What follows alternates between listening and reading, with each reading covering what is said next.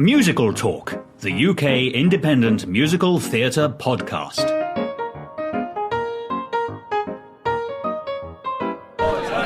Welcome to Musical Talk. I am Nick Hudson, coming to you on location this week from the beautiful Canadian Embassy in Trafalgar Square. I'm sat here looking over at the London Eye and Nelson's Column, and we are here chatting to the cast and writers of Come From Away, which is playing at the Pheonix Theatre in London. You're going to be hearing from Rachel Tucker, Mary Doherty, Kat Simmons, Clive Carter, David Hein and Irene Sankoff, and Jenna Boyd, and also the respective characters that they are portraying in the musical.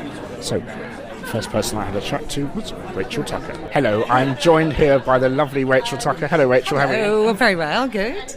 We're here in the beautiful Canadian Embassy talking about Come From Away, which I saw the show a couple of days ago. It's absolutely, as many people have said, it's the show we need right now. Sure. Tell us what the show is about, and then tell us what the show is about for you, and tell us whom you play.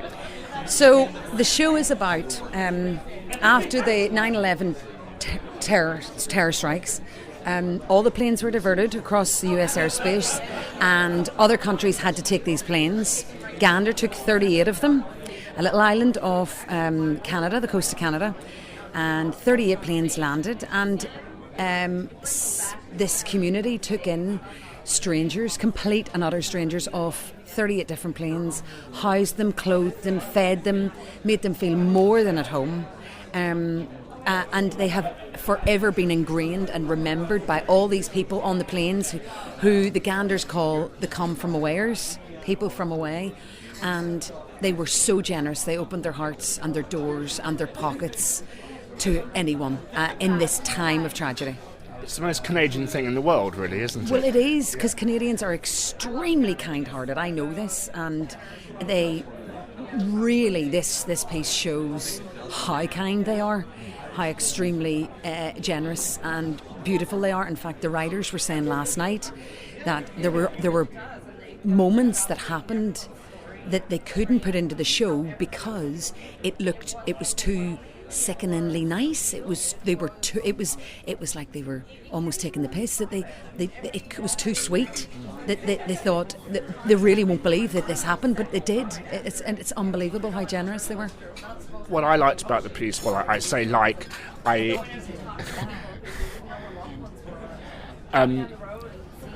about the piece was that it never mentions 9/11.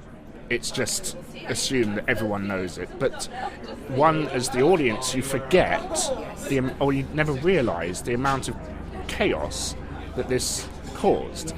And I don't want to talk about where you were when 9/11 happened, but I'm sure for you it brought back floods of memories when you're playing, trying to do this show. Well, when I first heard the soundtrack, I cried every time I listened to it. And starting rehearsals, I thought, how are we actually going to tell this story without getting too emotional and crying? And our director let us cry during rehearsals. He let us have those tears and have the moment, and we talked endless about it and where we were and what we did and how it affected us growing up. And once we got up there and in front of an audience, Chris, our director, said, "Now you've had your moments. Please leave it up to the audience." So that's how we get through the show, and it's now not so emotional for us now. We can be at one removed from the show. We're up there telling a story, and that's the most important part.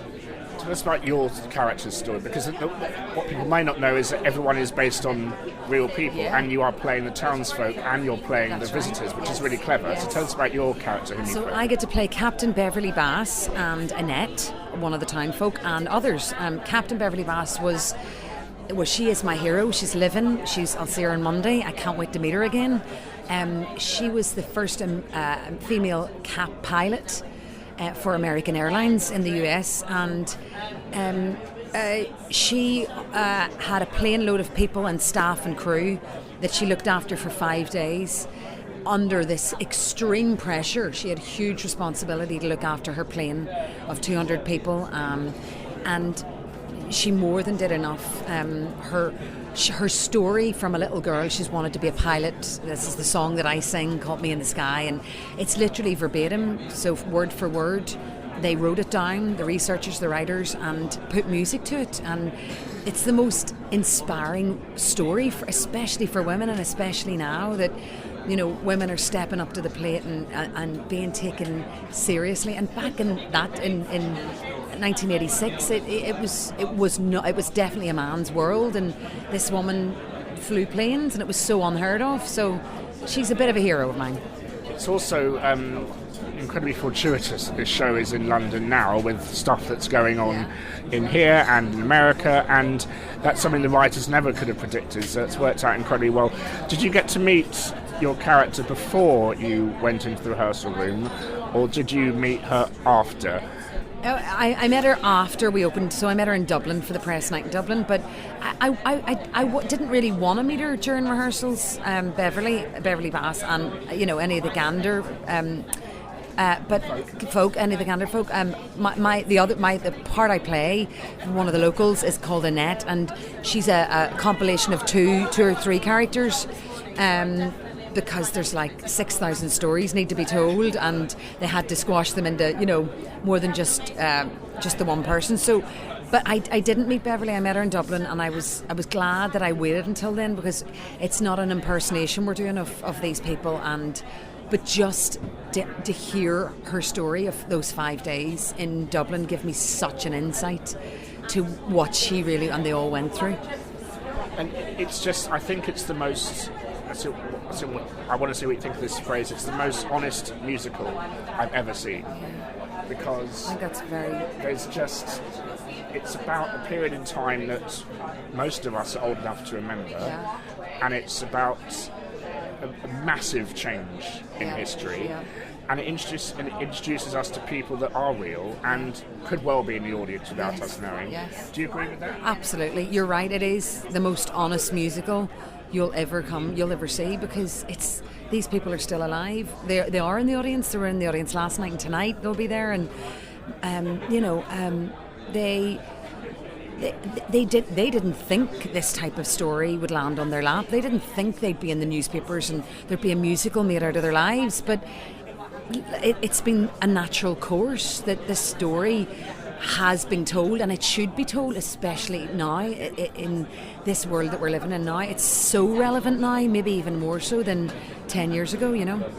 And how do you think you will move forward with the show, or do you think your journey's end with your character, or do you think there's still more that you can put into it? No, there's always more to be found. Like my last job, I found something the last week I was in the show, and you know, you never stop digging as an actor and trying to find out little nuances that your character may have that day, and what you bring to it, how you're feeling personally yourself that day. But as far as, you know, the blocking, as far as the broad stretch of characters and the show development, we've got it under our belts now. So there is a bit of wriggle room that you can find, but our wonderful director Chris Ashley, if we're all getting a bit too hot, or too, what's he saying? He always says, you're too hot, Rachel. Tone it down a bit. You know, if you have too much fun, or you go a bit too caricature with some of the lines, or he would always just tell us, bring it back a bit. It's too hot. So it's a great note.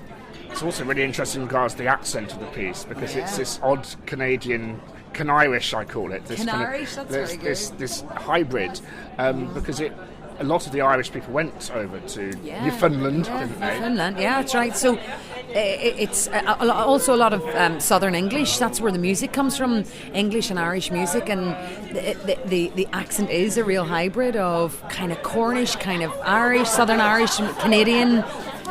We had such a laugh. We had such a laugh finding these accents. It was very tricky, especially being Irish.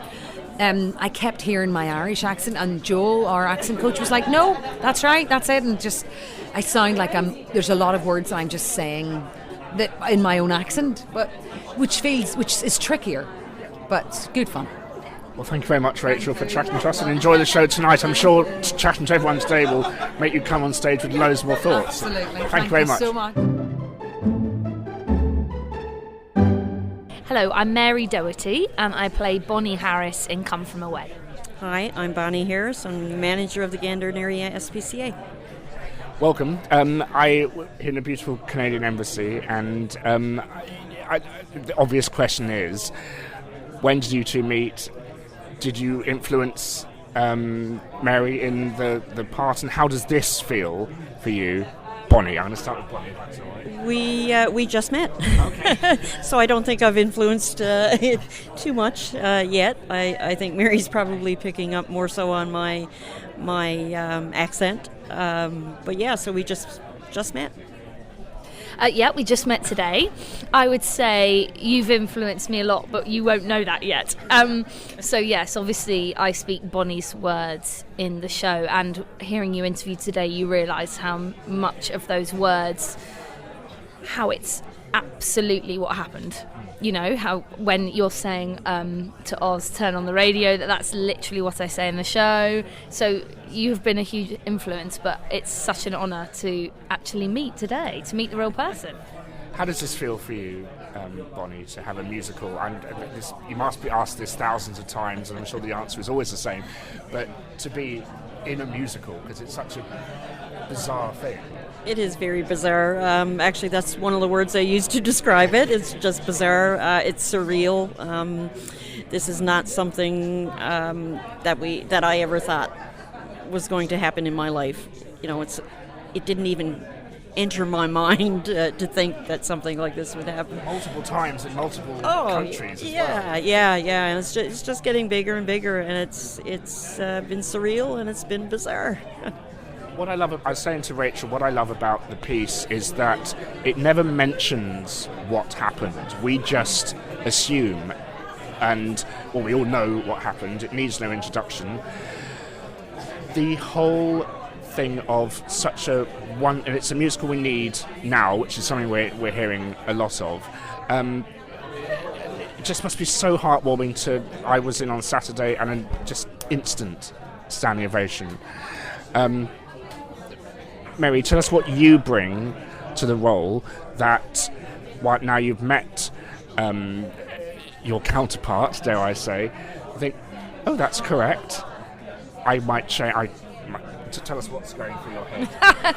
What's going through my head is something that you said in your first interview, which is that your passion for animals has led your life. Do you know what I mean? So that your passion for animals has made the choice to you. You had no other option than to get to those animals in those airplanes. Yes. And that's nice for me to know, because what the director worked with me really hard on is that the passion of animals leads her choices through the show. So the way she speaks to Doug, and I know a lot of that is fabricated, as in some of it, the words in those scenes with Doug, but that her choice to save the animals is absolutely paramount, and she has to. There's no option. She will get into the airplane. You will get into the airplane. You will get those animals off. You will save them. So Chris was really detailed with me that your relationship with animals is different to humans. And he said that you would agree with that, so I'm really pleased that I think we agree with that, so that's good. I do have a passion for animals. It's been there all my life, from the time I was 2 years old, and I have a passion for people too, of course, but it's with an animal. They can't make decisions. They can't open the cage door and they can't talk to you. So I think I felt the need that somebody has to do something for them, because these animals can't do it themselves. And what this show did was it opened one's eyes to the chaos that create, and things like animals, you just don't, they just don't cross your mind. Can you cast your mind back to what happened and what you were thinking?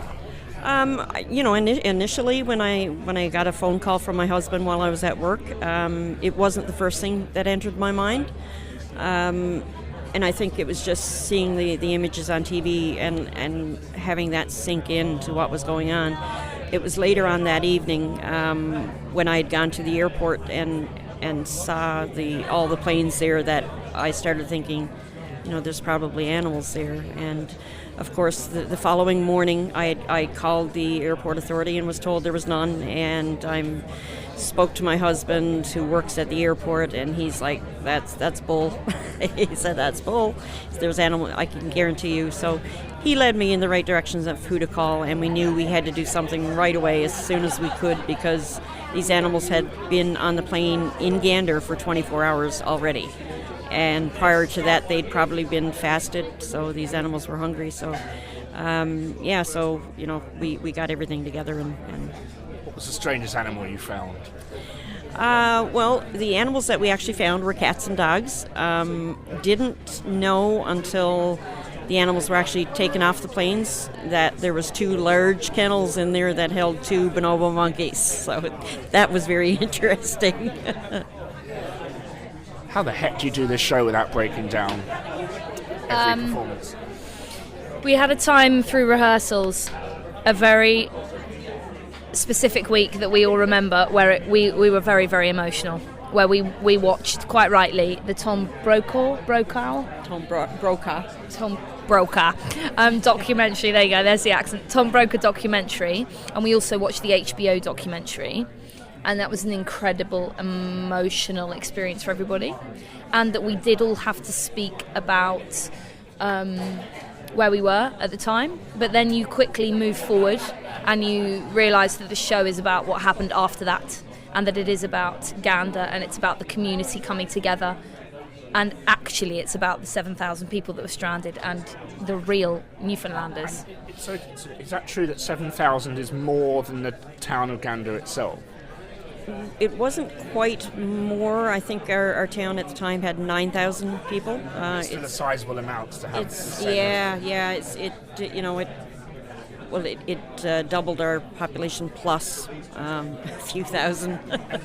It is sad how a massive tragedy needs to happen in order to bring out the best in everyone. But it's so lovely that this musical reminds us that there is good in people at these massive tragic times. It's a very topical piece now. Do you think that it's not a coincidence, is it? But it's still in the back of our minds as what's going on in the world. Yeah, I think it is. It's very topical. It's a show. It's a show for now. It is, and I think in a time where we're feeling like there's a lot of divisions, whether you're from Gander or you're from London or wherever you're from in the world, this show makes you realise there are no divisions. It doesn't matter what race you are, what religion you are. If you can come together and help people and build that community, that's where safety breeds. That's where people feel helpful and kind and joyous. And so it does remind you of that. So I think that's why it's had the response it's had so far, because actually it will touch and make everyone emotional, because you are reminded of what's possible, I think. I agree, definitely. Being a Ganderite and being a Newfoundlander, it's something we've done all our lives. You do things like this to help your neighbour. Sometimes somebody needs that help, and if we can provide it, there's a saying, it's nothing off my back to help you. So if we can do it, why not? There was an allegory or metaphor, one of them, where they talk about how Newfoundland was once part of other continents and it got pushed away, and now we're pulling everyone in, and I thought that was really sweet. Good luck with the show. I hope you get to see it and you enjoy it. I'm sure you will. But thank you very much for chatting to us. Thank you very much.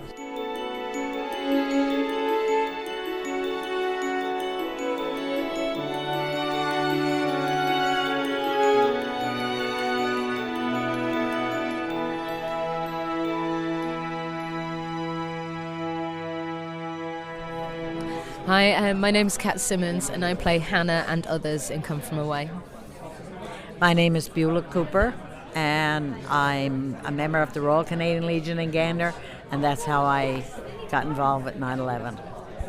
It's interesting, that's the first time I've heard 9/11 actually mentioned today, and what I loved about the show is, and I said this to others, is it doesn't mention it at all, and it doesn't need to, but yet everyone is transported back to that time. And what's so lovely about this show is it really, I've said this as well, that it takes a tragedy sometimes for the true human kindness to come out. I say 9/11, but I guess it's actually 9/12.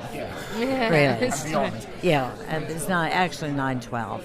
But, you know, the town almost doubled overnight, and people opened their doors, their hearts, their wallets. They done everything they could, and it all went through without a hitch. Everybody was so generous and kind, and it made one feel proud to be part of it. It was famous originally because of the very large airport that was built for the planes to refuel. And thank God it's there, because, you know, what would have happened if it weren't? And it's now, Gander is well and truly on the map again, isn't it? Yeah, it sure is. I mean, people never heard tell of Gander before. Now, well, there's still a lot don't know where Gander is, never heard tell of it. Even since 9/11, you know, people still don't know about Gander. Tell us about whom you play and what you think of this piece and what it means to you personally. I play Hannah. She gets stranded in Gander, and she hears that a son who is a firefighter in New York is missing. Along the way, she meets Beulah, who provides comfort, and they develop a friendship and a strong bond. And she looks after her because her son's a firefighter too. This show, I heard about it from a friend who told me the story, and I was already hooked. And then I got a phone call about it, and I read the script. The story I thought was extraordinary. The music, it just blew me away, and all I could think about was, how can I be a part of this? I'm slightly overwhelmed at the moment about the response that it's having. And, you know, it's people are having life-affirming moments, and they're looking at themselves and they're hoping they want to become better people because of this story. It's certainly the show, and as many people have said, it's the show we need right now. I believe that's even outside the theatre, and especially with what's going on in England and Europe, and the writers didn't see that coming, did they? It's just proof that you need happiness all the time, no matter what's happening in the world. This story needs to be told, and I hope if ever anybody's in the situation to help somebody, regardless of the reasons for it, I hope they will do like we done in Gander. You can only hope that even if we acted like 50% or 10% of how you did in that time, you know, you just hope it's inside everybody, don't you? You really do. And I've asked this as well, how do you get through this show every single... Because your story especially, I don't want to give anything away, but it's not happy for everyone, is it? Yeah, I think it's something that, as an actor, you face these challenges and you deal with them every day.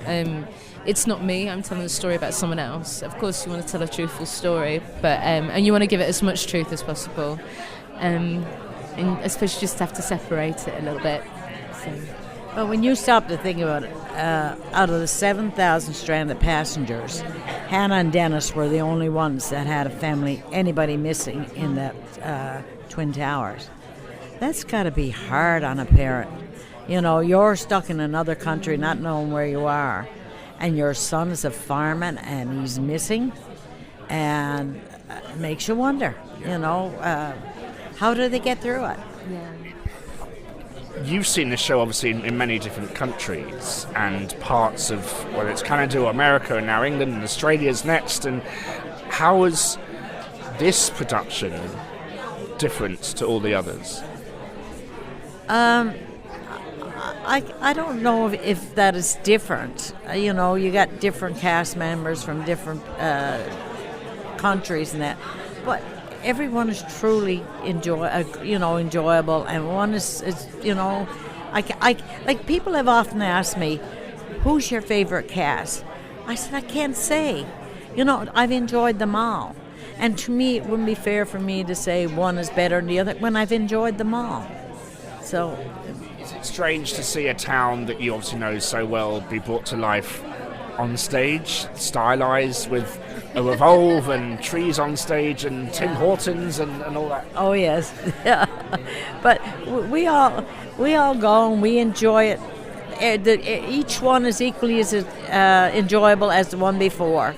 You know, like I've seen several of them now, and I've enjoyed them all. I wait the production in Gander itself. I'm sure that. No, I would like to see the production in Gander itself. Has there been one? Oh my gosh, yes. Like, I was so proud they brought that show to Gander, because there was a lot of people in Gander would never have had the opportunity to see that show if they didn't bring it into Gander. And for that reason, I'm truly happy. And I just hope maybe someday down the road they'll bring it again, because a lot of people didn't see it because they didn't realize the impact of the show. And they've heard so much about it, and now they're saying, oh, I wish I had known, I wish I, had gone. But maybe someday they'll bring it back. And the ones that didn't get to see it will get a chance to see it. What really did for me was that it hits, you forget so much about 9/11 and the absolute, I've said this as well, the absolute chaos that it caused for just everything. You don't think about so many things. The day the world changed, isn't it? We'll never be the same again. Everybody, I mean, we even have some cast members who are probably too young to really remember it. But everybody remembers where they were and what they were doing. And I think that's why everybody can relate to it, And this is such a beautiful outcome to relate to that day. And it's also very funny as well, which is what this piece needs on top of it. It's moving, but it's not leaden. There is very brevity to it, and there's lots. That's life, though. That's human beings. We are very funny. My husband was at the Masonic Lodge with a plane load of passengers. I was at the Legion, and my youngest son was at the fire hall with a load of passengers. So we were all, all of us. My other son lived in St. John's, but we were all involved in it, and it does a heart good. It really does. I wish you the best of luck with the run. I hope you enjoy your stay in London. You're in a wonderful, got your own London Eye here. And we got no snow here, and that's good. I might go on that eye. It's actually really warm outside today as well, isn't it? But I might go on that eye before I leave. Let's talk about the weather. Thank you very much, and good luck with the rest of the show. It's a pleasure meeting you.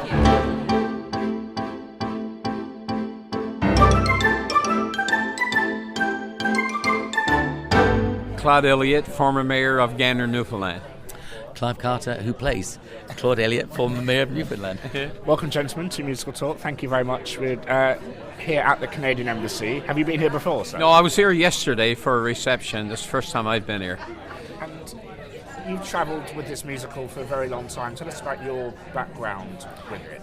Well, I mean, I saw the show first in Seattle, and then I've been to Washington, New York, Toronto, now here in London, and we're going to Australia in July, and that, so... Must be exhausted. No, not really. We enjoy it because we get the opportunity to meet people. We meet people at the show. We get to spend some time with the people who's playing us in the musical. And but I find talking to people on the street, they want to hear the story, and they just want to say thank you. They hug you, they shake your hand and say. And last night at the show was the same thing. Everybody wanted plus a few pictures with you. But it's the story, it's the story that people like, and, so, hey, I'll never get tired of telling a good news story. I'd say to Rachel, it's the most honest musical I think I've ever seen in my life. Absolutely. I think it's the most honest musical, because everything on that stage that we do is all true. None of it was too true to go in the show, I heard. I think, but it is true. But everything we say on that stage is true. And it's extraordinary when you think about it. It's like if somebody sat down to write that as a piece of fiction, they would say, don't bother. No one's going to believe it. The fact that it's all true, it all happened, and it's all honest. Well, it's so interesting as an audience member to be taken back to 9/11 because we've removed it from our memory. It's always there, but suddenly you think, oh yes, you don't think about animals on airplanes and where did the flights were grounded and stuff. So tell us about you were the mayor at the time. How the heck do you cope with being told that between 5,000 and 7,000 people are going to descend upon your town? Oh, it was no big deal. I mean, we knew that we would take care of it, because no matter what resources that you have in your city or your town, the greatest resource you'll have is your people. And our people came out in flying colours. Everybody in the community, from the oldest to the youngest that could do anything, volunteered at something through their church, their organisation or anything. And we knew we had lots of food, and we didn't care. Just 7,000 or 8,000 people, that's all right. We'll look after them for 3 or 4 days, whatever it is. And we fed them and thought. But now, once they all got to the facilities where they were staying, the Salvation Army coordinated all the meals. Like, we had all the food at the hockey rink, and a menu was made up. So what are you having for breakfast, lunch, and dinner? And then they would come in, and the Salvation Army would give all the food, and then it would be cooked in the venues where people stayed. And I think over the 5 days, they coordinated 282,000 meals over the 5 days. And not just for the passion, but also for the volunteers there, to feed them. And when were you first made aware that there was a musical being written? When I met David and Irene on the 10th anniversary, they came and met me in my office and said they were from Sheridan College out of Toronto, and that they were 2 young aspiring writers, and they're going to write a musical about what happened in Gander. And I sat back in my chair and first said, good luck. And and I said, so I wasn't familiar with musicals. I had never seen one. So it's explained to me what you're doing, explained a bit. And I said, so you're going to make a musical out of sandwiches and soup and blankets and pillows. I said, you're going to end up on welfare. Because they haven't. No, they haven't. And that's the difference sometimes, I mean, I knew what I had to do every morning I went to work in my job. Some people didn't know what I had to do, just like I didn't. They knew about what they were doing. I didn't. And as you can see, they did a great job. And did they bring up memories you thought that you'd forgotten, and you were reminded of other people's stories when you were watching the musical? Or was everything kind of, I remember that was great? Oh yeah, I remember that. I mean, I've done a lot of speaking tours. I'm on the go a lot. When I get home, I'm only home for 3 days. I got to go to Montreal and speak at a festival up there about 9/11. So I'm always doing presentations to bus groups. I got 25 bus groups to do this summer. So I'm always talking about the story. So there's always there. You don't get a chance to forget any of it, Can I just remind you, this is supposed to be somebody who's retired, by the way. Clive, you open and end the show, yeah. And one thing that really impressed me was how everyone plays both guests, come from awayers, yeah. And they play residents of the town as well. What was it like getting your head around to play different people in rehearsals? Well, I mean, that's where the actor kicks in, really. That's part of you as a performer, yeah. That's part of the gig, yeah. But this show is the hardest show I've ever worked on. I'll be absolutely honest with you. Emotionally, it's been draining. I mean, I know Claude has lost a lot of weight. I've lost a lot of weight doing the show because it has been so draining, but satisfying, really satisfying. Because as you said before, it's an honest story. It's an honest musical. It's probably the most truthful musical I've ever been in my life. And to be part of it is a real privilege. I mean, I make no bones about that. It's a real privilege. Especially now when there's more change happening than the writers could have predicted. I'm sure that's in the back of everyone's mind on stage and in the audience. I mean, if ever we needed this story, we need it now. On both sides of the Atlantic. We really do. But I think that, and the other thing I'd say about the company as well, because of the stories about community and how communities come together and how they rely on each other, the way the show is set up is the players in our show are all leading players in their own right, but it's an ensemble piece, and we all rely on each other. If one falls, we all fall. And I think one of the joys about this show is the way it's been set up has been set up very much like the community. And we were in Ireland first of all, where the company really did bond together. So we all get on, and it's a fantastic feeling to be part of an ensemble like this. It's a privilege. Gentlemen, thank you very much for joining us, and good luck with the rest of the run, and enjoy your tours and travels and extravaganzas, and hope you get a day off soon. I will, thank you.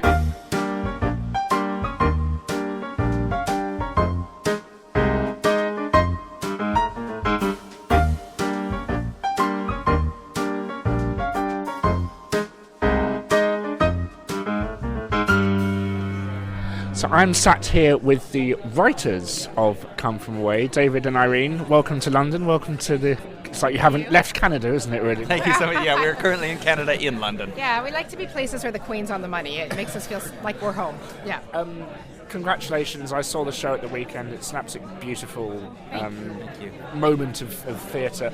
I want to talk about the music, if that's all right, because it's so refreshing to see a show that isn't poppy or pastiche. Who did the music come from? So we share everything because we're a married writing couple and we can't keep out of each other's business. But I grew up. Talking about me. I grew up on Newfoundland music. And what is Newfoundland music for those who don't know? So it's actually surprisingly familiar here because it's music that immigrated with people from Britain and from Ireland. It's Celtic folk music. It's this, and at the same time it's changed in Newfoundland, but still maintains a lot of the characteristics. It's life-affirming, upbeat music that makes you want to dance. It's sort of in their DNA. Everyone plays an instrument out there, from fiddle to accordion to bowron to something called an ugly stick, which is basically a broom screwed into a boot with bottle caps screwed into the side, and you hit it. It's amazing, and it's how they respond to tragedy. They have these terrible winters in Newfoundland, with 2 stories of snow, and the way that they get through them is by coming to each other's kitchens, pulling out their instruments, singing songs, and telling stories, and staying warm by coming together as a community. And it's the same way that they responded in part on 9/11. Yeah. They brought out instruments, they entertained the people, and they, hearing this music in response to tragedy is a metaphor in itself. It's a way that people can respond by being hopeful, by optimistic, by responding with kindness and generosity. So you obviously lying in bed one night and you thought, I'll do a musical of that. Tell us how the germ of an idea came to be born for Come From Away. So a gentleman named Michael Rubinoff was starting something called the Canadian Music Theatre Project. And he approached us and said, what happened in Gander on September 11th? And we said, well, actually, we've been living in New York on September 11th. David's cousin was in the towers, fortunately got out. We are living in a student residence for international students, 700 students from 110 different countries. And something about the way we looked after each other reminded us of the way the Newfoundlanders and all of these people from around the world looked after each other. And so when he suggested it to us, we said, you know what, we haven't thought about that in a long time. We've had these horrible images shown to us year after year, and we'd sort of forgotten about while there are certain people who are extremists who are doing terrible things, there are more people out there trying to help and trying to ease the pain and the suffering. And when we were like, yeah, let's do it. And we rabbit-holed on the stories. We found out there's going to be a commemoration ceremony, and we got out there and we just spoke to everybody that we could, and came back with all of these stories and all of these new friends and family members, which you can hear in the background also being interviewed, and it's incredible. And how many songs were written before you started cutting the songs and rewriting songs? Can you tell what I do for a living? Yes. I can think of 5 offhand that were cut. And it's if there was a Lost in Boston tape, you would see where some of them at least got melded into something else as certain characters came to the forefront and others storylines kind of fell away. So much of it was organic, though, that you started from the beginning and just tried to tell the story step by step by step, and not really. Part of it was we never imagined we'd get to Broadway or the West End, so we weren't. Yeah, right. So we weren't trying to follow musical theater rules. What we were trying to follow was sort of telling the story in a way that these people would be proud of, that they would say you got it right, and in a way that we wanted to tell it. Yeah. And I mean this in the politest way possible. It doesn't feel like a musical. Sure. It feels like these people are almost making these songs up on the spot. There's such an organic feel to them. And I hope that's correct. We wanted to move the show quickly. We were working with students when we first started, and the students were saying, finally, there's something that's moving at a pace that we're used to. And the stories and the people were so important to us that we didn't want to lose people on the way. We didn't want you to know that there was a song, 2 pages of book before the song was coming. Like we wanted to hold people's attention, and we wanted to take them on the crazy ride that it must have been for the people who were stuck out there, and not let you off till it was over. And did you have a director on board immediately? Because that's when things change. And how valuable was that to the writing of the piece? We had a number of different directors and student casts for the student workshops, and then when we started professionally producing the show, our brilliant producers, Junkyard Dog, put us in touch with Chris Ashley, who also directed Memphis with them. And Chris had this incredible vision of simplicity, and at the same time, it's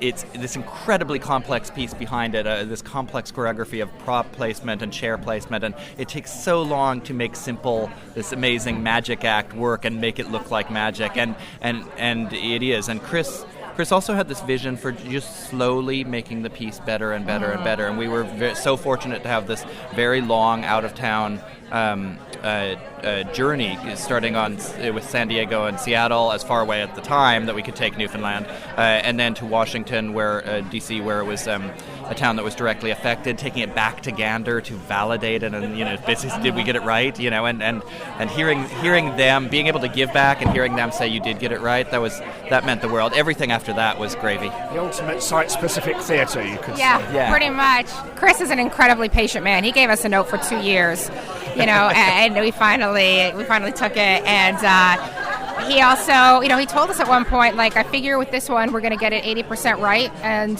with each production we're going to get closer and closer to what it needs to be. And we were like, okay, all right, we think it should be right immediately, but you've been around longer than us, so. I hope you have a lovely time in London. You're off to the furthest part of the world next, which is Australia, so good luck with that, and thank you so much for bringing this show and this story to London. It's an absolute pleasure, and good luck with everything else. Thank you so much. It's such a pleasure to be here.